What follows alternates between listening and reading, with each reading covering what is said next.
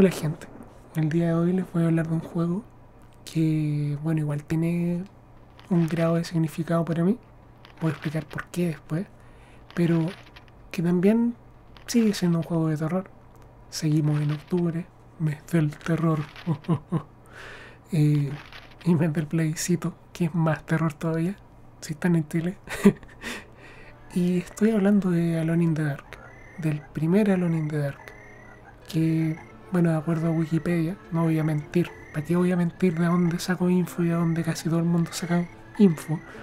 Pero de acuerdo a Wikipedia fue desarrollado en el año 92 por Infogrames y prácticamente no salió para casi ninguna consola. Salió para 3DO, pero ¿quién carajos tiene un 3DO? Yo no conozco un 3DO, no conozco a nadie que tenga un 3DO, no he visto un 3DO en persona, nunca.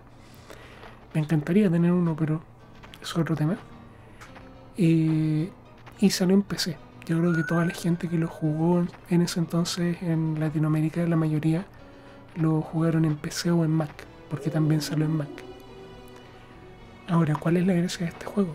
Que este juego fue uno de los primeros juegos, por lo que tengo claro y por lo que yo recuerdo también, que tenían fondos pre-renderizados y que aparte tenían personajes completamente en 3D.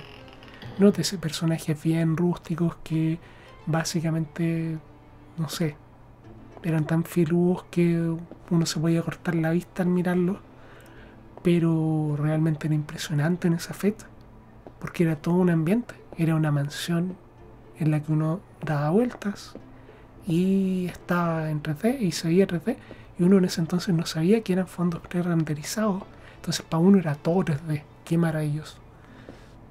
Uno cuando era chico era medio estúpido. Bueno, yo era medio estúpido cuando era chico y lo sigo siendo, pero eso es otra cosa. Pero bueno, ¿cuál es la significancia que este juego tiene para mí?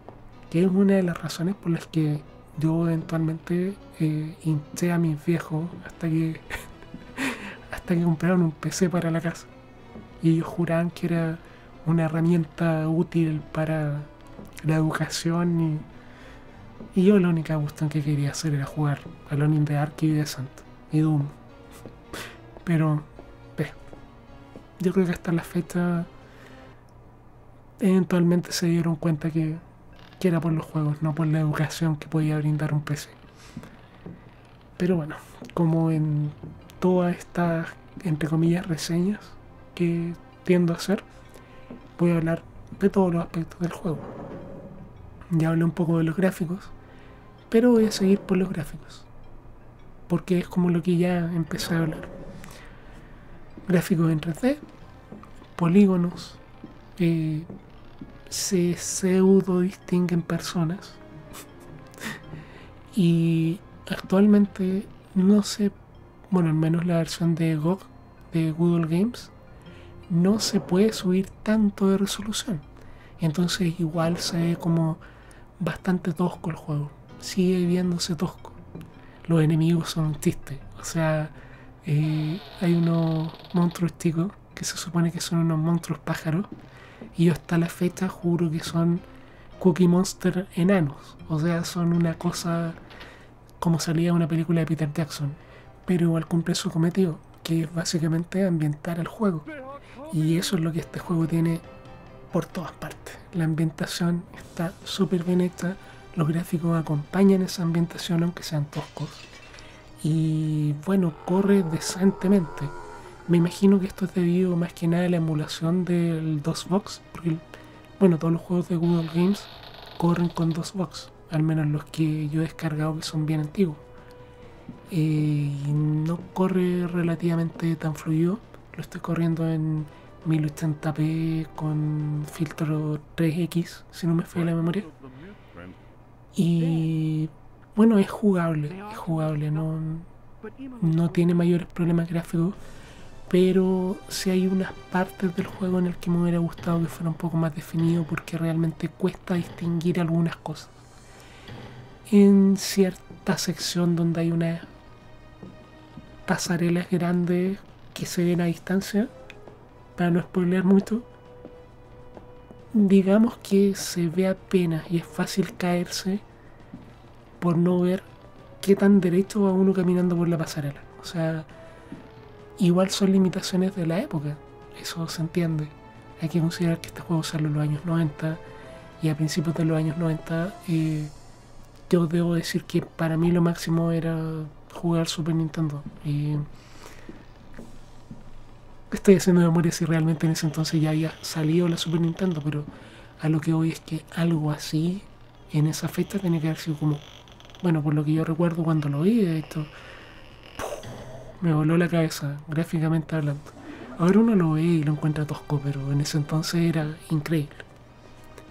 Ahora, respecto a sonido, están muy bien logrados los sonidos, la ambientación también, como dije antes, la música que tiene es buena. Yo encuentro que sí, va bien con la ambientación del juego, pero aunque esto es algo igual que un poco opinión personal, creo yo, a algunos les gusta esto, de hecho a mí me da risa esto, el voice acting, como siempre en todos los juegos de la época, horrible.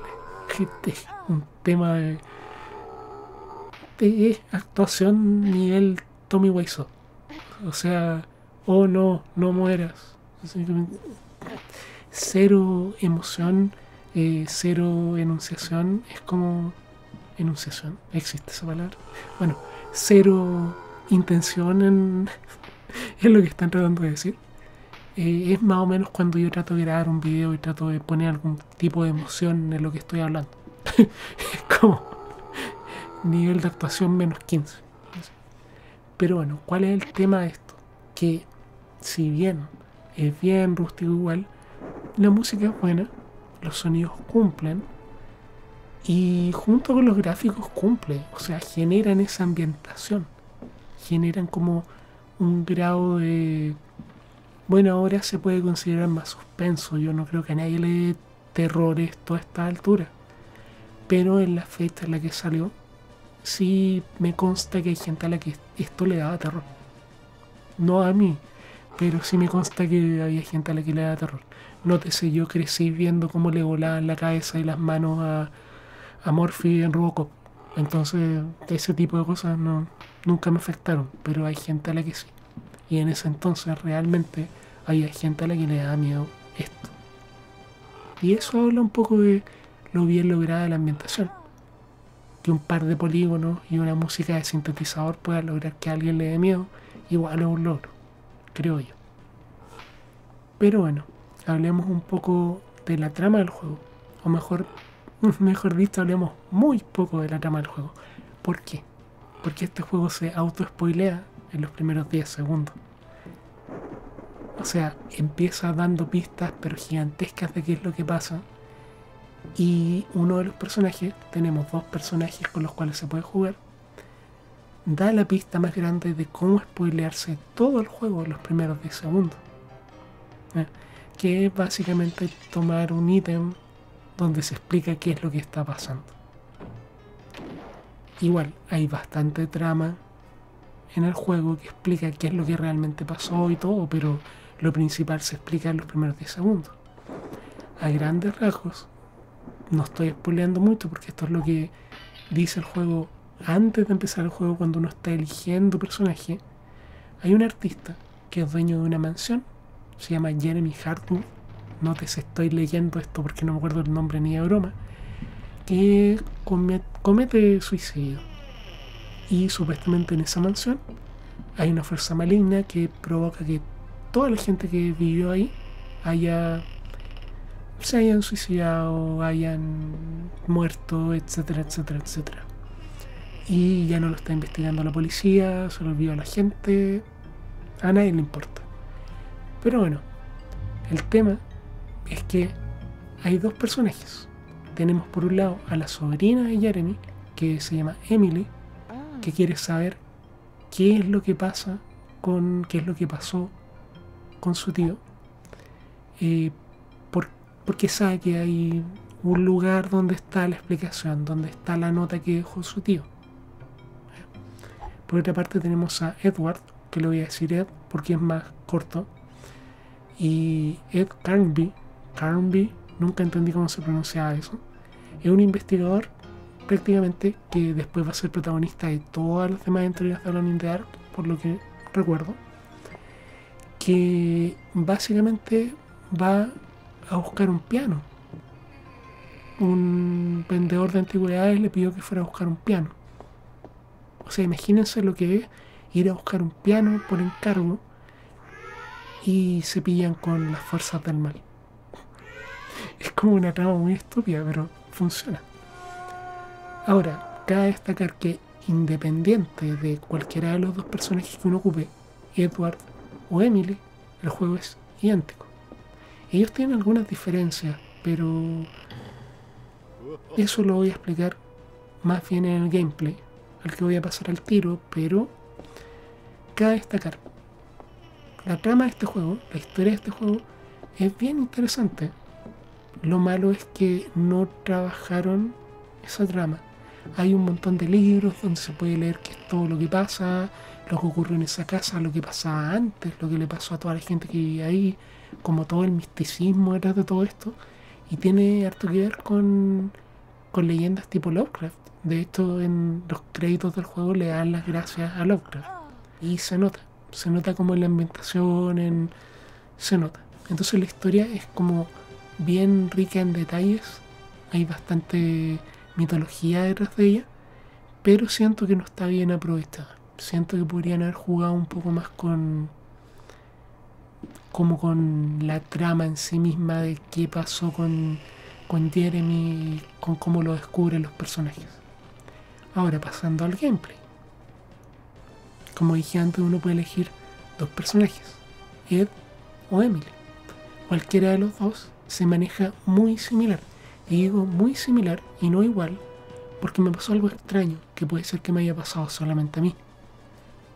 Jugué este juego varias veces para saber dónde estaban todas las cosas, y me dio la impresión que sí eran un poco distintos, como por la complexión, como que las distancias que se manejaban para poder pelear contra los enemigos eran distintas. Por eso digo, me puede haber pasado a mí nomás, porque primero lo jugué con Ed, y con Ed como que aprendí las distancias para poder matar a todos los enemigos, que no hay muchos tipos de enemigos, en realidad hay como 2 o 3 tipos de enemigos, sí, 2 o 3, 4 en realidad, pero uno una variación de otro, y me aprendí las distancias de qué tan lejos uno tiene que estar para poder matarlos, o qué tanto uno puede caminar hacia adelante antes de que a uno lo ataquen, ese tipo de cosas. Pero el tema es que terminé bien un gameplay con Ed y dije ya, voy a jugar con Emily para ver si hay alguna diferencia. Y me di cuenta que casi todos los enemigos me estaban matando en un 2x3. Y no es porque Emily sea más débil, sino que es porque por eso digo, puedo ser yo nomás. Es porque las distancias que yo podía caminar para poder atacarlos antes de que me atacaran eran un poco distintas a mi parecer. No sé si fue producto del sueño. Nótese, con Emily jugué como un día a las 8 de la mañana sin haber dormido nada. No sé si fue producto de haber cambiado la resolución del juego, porque le subí la resolución un poco más después para poder grabar el gameplay. No sé, realmente no lo sé. El tema es que según yo hay diferencias mínimas en los personajes. Mínimas. Los ataques son los mismos, se mueven casi igual, pero según yo hay una diferencia muy pequeña. Puedo estar equivocado. Independiente de eso, una vez que se acostumbren a las distancias entre personajes y monstruos y vean cómo matar a los enemigos, no creo que sea un problema. Ahora, me fui en una tangente muy distinta, pero el gameplay en sí no ha envejecido tan bien. Es bastante tosco el movimiento, nótese tosco en el sentido de movimiento tanque de Resident Evil, pero está el problema de que este juego es antes de Resident Evil, entonces es más tosco todavía. Es súper fácil que los enemigos queden como atrapados en esquinas o que lo atrapen a uno en esquinas. Y el problema es que cuando los enemigos lo atacan a uno y uno no tiene espacio para poder retroceder y poder prácticamente atacar de vuelta, es re fácil entrar en un loop en el que un enemigo te va a matar en un 2x3 y no va a poder hacer nada. Por lo mismo, aunque es un juego, diría que es un juego bastante fácil desde el gameplay, hay que estar salvando a cada rato porque hay errores que no son errores de uno por uno estarlo jugando mal, sino que calcule mal la distancia porque la cámara es estática y no lo puedo ver bien, o un enemigo me encerró y no puedo salir de aquí. O sea, son errores que igual son de uno, pero que son más de las mecánicas del juego, encuentro yo, que otra cosa, del diseño del juego. No le vamos a pedir mucho más a un juego del año 92. Más encima de esto por una compañía que ya estaba muerta y enterrada, Infogrames. Pensar que ahora son parte de Atari, Dios mío. Y que Atari ya no es Atari, Dios santo. Pero bueno, ¿cuál es el tema? El gameplay en sí cumple su función, pero es tosco, bastante tosco. Va a haber gente que no va a tener paciencia para esto, creo. Pero vale la pena. O sea, es gameplay clásico, 3D. Y esto ha envejecido bastante mejor que muchos juegos que salieron después, en ese sentido. Respecto a mecánicas de juego, tenemos varias mecánicas que son como clásicas de este tipo de juegos en realidad. Primero, el manejo de ítems, que es lo mismo que en todos los juegos de este tipo. Buscar ítems, ocuparlos en tal y tal parte, pero hay que tener particular cuidado porque en este juego hay ítems que pueden romper completamente un gameplay si no se tomaron. Y hay ítems que no sirven absolutamente para nada. O sea, los libros, hay un solo libro que sirve. Los demás dan pistas y todo, pero uno tiende a mantener las cosas en el inventario. Al menos yo lo hago, por lo más que se puede. Y hay ítems que realmente no sirven para nada, una vez que uno ya sabe qué es lo que hay que hacer en el juego. Hay otros ítems que realmente se pueden no ocupar, que de esto en mi gameplay me pasó cuando jugué con Emily, que cometí un error, me metí en una pieza oscura sin la linterna y prácticamente pude de todas formas tomar todo lo que necesitaba de ahí, salir, no, o sea, me costó salir de la pieza oscura porque no sabía nada, pero me ahorré todo el trabajo de ir a buscar ítems para poder prender la lámpara y todo lo que eso conlleva. Entonces hay ítems que pueden obviarse, hay ítems que no pueden obviarse porque si no, no se puede terminar el juego. Y me parece bien interesante eso porque hay que poner harta atención en las pistas que da el juego respecto a qué es importante y qué no es importante. Eso me pareció bien bueno. Además de esto también tenemos las mecánicas de combate, que las mecánicas de combate realmente siento que están un poquitito de más. ¿Por qué? Porque tenemos 3 golpes. Tenemos una patada al frente y bofetón izquierda-derecha, que pueden ser golpes puños, pero se ven como bofetones, honestamente. Y el problema de esto es que si bien se puede matar a casi todos los enemigos del juego de esta forma, a casi todos, porque algunos son inmatables, y hay uno en particular que necesita cierto ítem para poder matarlo, hay armas. Entonces, y nunca nos vamos a quedar cortos de balas ni de nada por el estilo si exploramos lo suficiente y si sabemos qué enemigos hay que matar prácticamente. Entonces quizás no es tan necesario tener esos golpes. De hecho, si lo pienso bien, se puede despachar a todos los enemigos sin ocupar los golpes comunes y corrientes. Porque cuando empiezan a aparecer los enemigos, uno ya tiene ítems con los que se puede lidiar con los enemigos. Y los otros enemigos que aparecen, uno puede simplemente escaparse de ellos. Entonces no son tan útiles. Aún así, están ahí y funcionan. Ahora, respecto a las armas, tenemos un rifle. Parece una escopeta, dice rifle, pero para mí es una escopeta, honestamente. Tenemos una pistola. Tenemos un sable o espada. Tenemos otro sable que está medio oxidado y que se ocupa para una cosa en particular, pero que igual se puede ocupar como arma en una parte. Y tenemos cuchillos, sí, cuchillos, y una daga especial por ahí Pero ese es el tema, que están esas armas, entonces no se necesitan los golpes comunes. Ahora, se pueden ocupar, pero están un poco de más, la verdad. Por otra parte, tenemos las mecánicas de interactuar con el ambiente, no con los objetos. Bueno, igual un poco con los objetos, pero lo veo como algo separado en realidad. ¿Por qué? Porque uno tiene el menú principal del juego, donde uno elige en qué modo quiere estar. Y eso me pareció más o menos engorroso y no envejecido también. Porque la verdad es que, o sea, uno está acostumbrado a que los juegos modernos, si uno quiere tomar algo, uno va y aprieta un botón, ¿cierto? Si uno quiere empujar algo, uno va y lo empuja. Es como la forma natural en la que uno interactúa con los objetos. En este juego no. En este juego hay que estar en modo D. Entonces uno abre el menú, se va a acciones, se tiene como acciones empujar, tomar, dejar, después aparece saltar. Entonces cada vez que uno quiere hacer una acción distinta hay que entrar al menú, cambiar el modo, hacerla y volver al otro modo si uno quiere seguir con el modo por defecto, creo yo, que es abrir o tomar. Entonces igual es un poco engorroso. Y hay partes del juego que se vuelve realmente se vuelve engorroso. Más entrado al final del juego.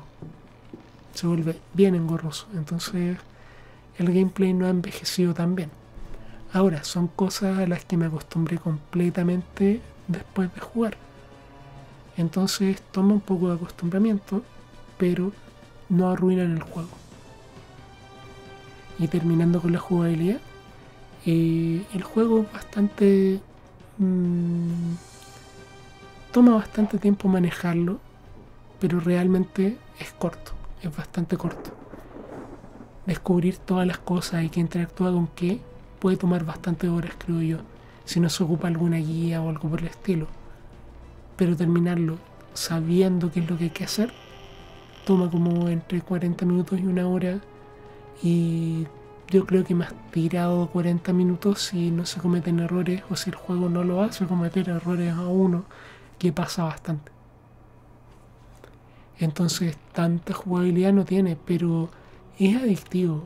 O sea, debo decir que este juego lo terminé, lo había terminado bien y me dio como las ganas de terminarlo con el otro personaje, siendo que vi que los juegos de los dos personajes eran idénticos. Pero empecé a jugarlo, comprobé que era idéntico y por algún motivo seguí jugando. Eso igual es un testamento a la rejugabilidad que tiene este juego. Quizás porque es simple, quizás porque la ambientación es buena, quizás porque tengo nostalgia, no sé realmente. Pero creo que es un juego que se puede jugar un par de veces y es entretenido para hacerlo. Y eso me lleva un poco al veredicto final, que bueno, creo que quedó bastante claro con todo lo que he dicho. Este video se alargó bastante, creo. Básicamente me parece un juego que es bastante recomendable, especialmente en estas fechas. Me parece un juego que igual trasciende a la época en la que fue creado. O sea, alguien podría jugarlo actualmente y encontrarlo bueno. No como esos juegos antiguos que uno juega, como la mayoría del catálogo de PlayStation 1, que he estado revisando últimamente y he encontrado juegos horribles.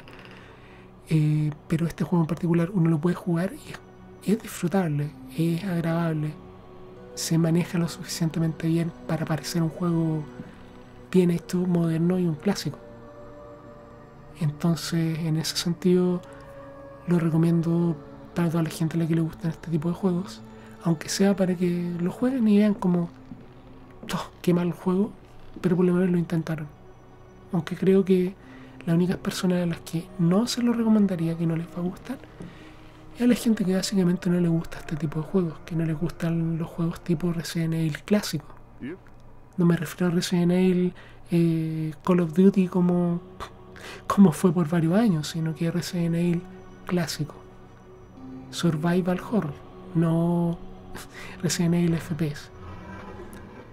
Y bueno, con decir eso, también puedo decir que este juego está, por un lado se puede conseguir muy barato en Google Games, y por otra parte ya prácticamente Abandonware.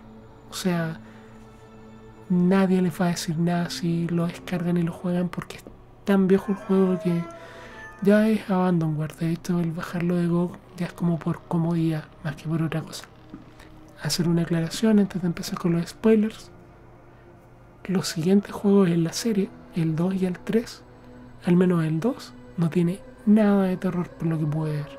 Jugué un rato el 2, no tiene nada de terror. Probablemente lo voy a jugar igual después y subiré gameplay, pero si quieren jugar otro juego más de terror ya tendrían que saltarse a la entrega de PlayStation 1 o PlayStation 2 o Dreamcast, que es Alone in the Dark a secas igual, pero que salió varios años después.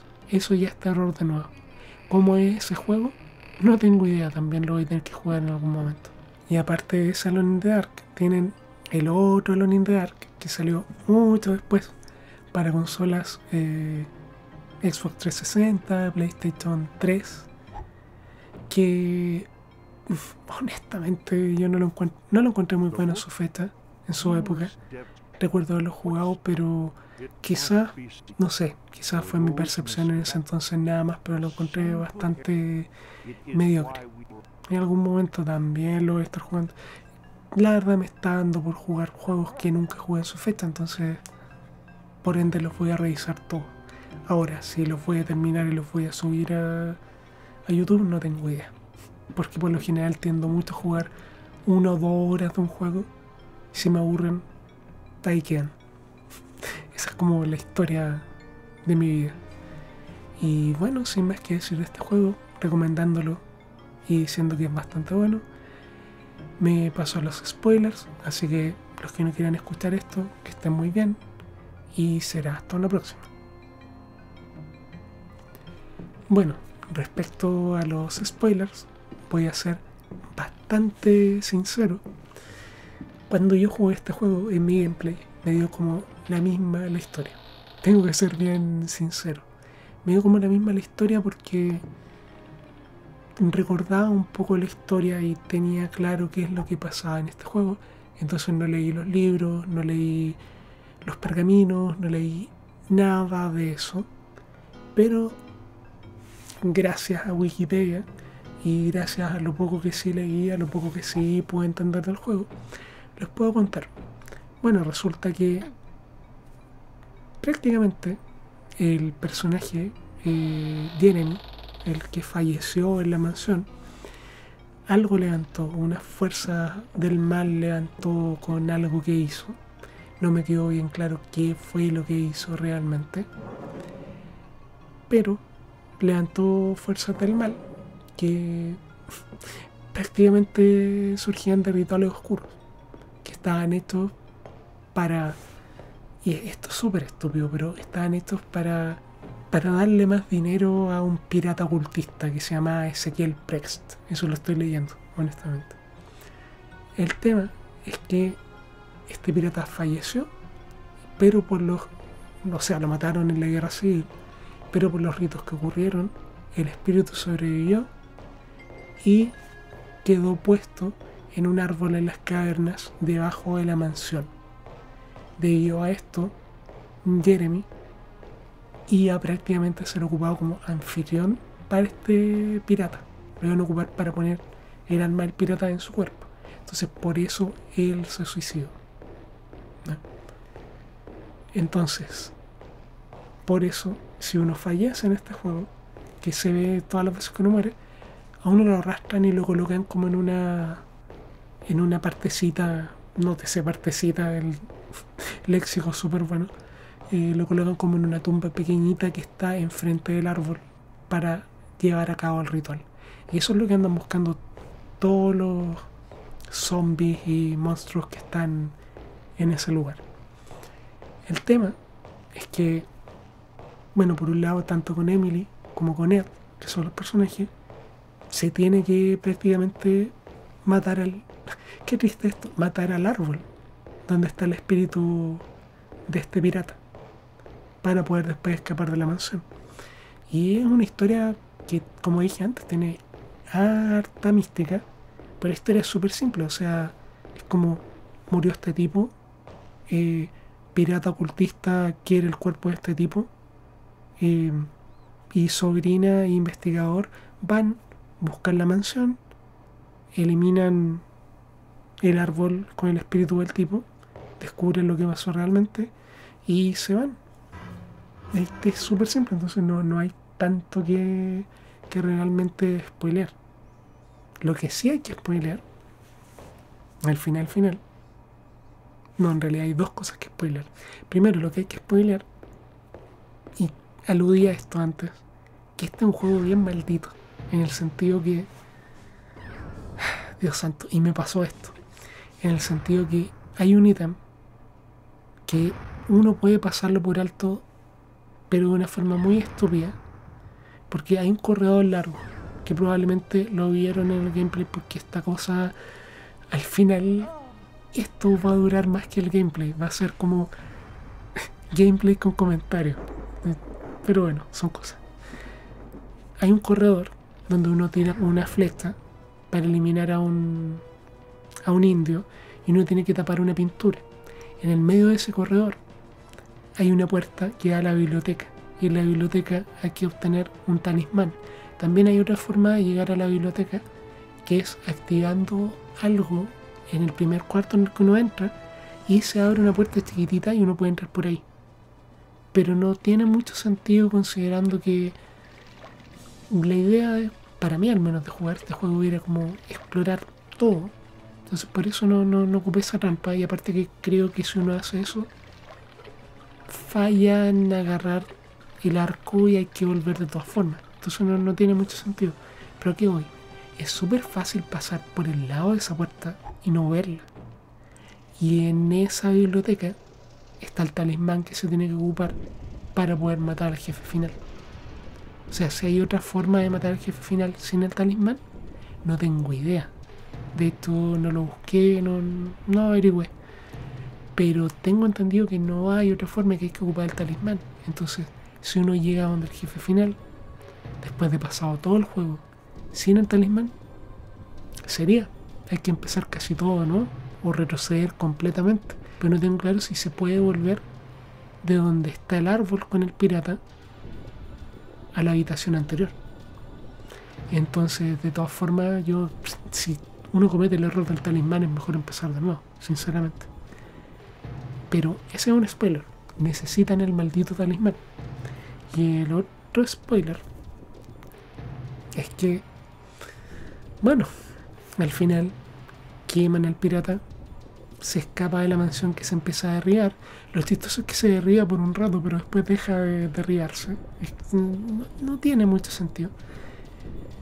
Y bueno, uno ya se va, detiene un auto, que no sé si en esa época habían taxis, porque es muy coincidente que pase un auto justo después que uno escapó de la mansión.